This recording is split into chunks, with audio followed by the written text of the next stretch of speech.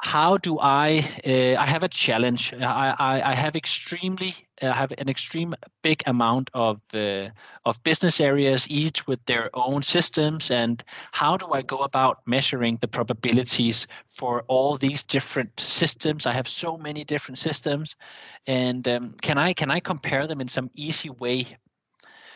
Well, yes, you can.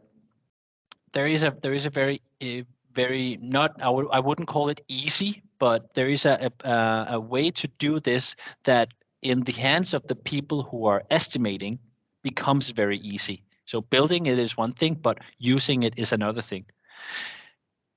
The horizontal line is where we base our initial probability. It could be from industry data, it could be from internal incident data that we have. And now imagine that you have some traits on your systems or a bundle of systems that make the probability either greater or smaller based on the state of that trait or that characteristics. We call these traits risk factors.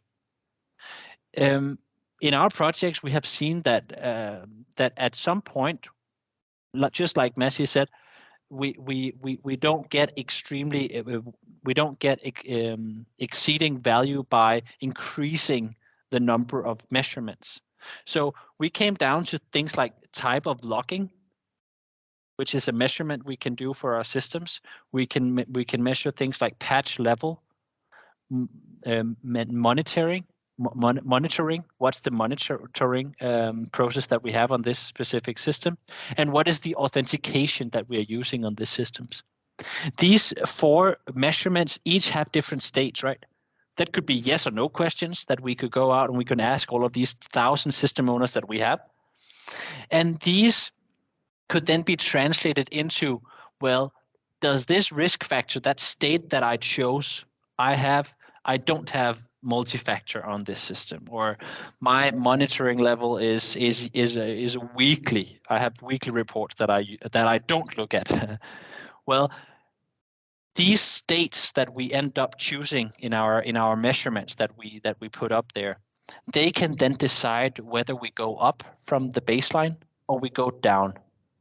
So it's really a nice way of minimizing the workload on the people that know things about their systems, and just categorizing our measurements to say, well, this measurement, if it's yes, how does it affect my probability? Is it upwards or downwards from that baseline? And yeah, we think that is a very interesting approach, and it can save a lot of time.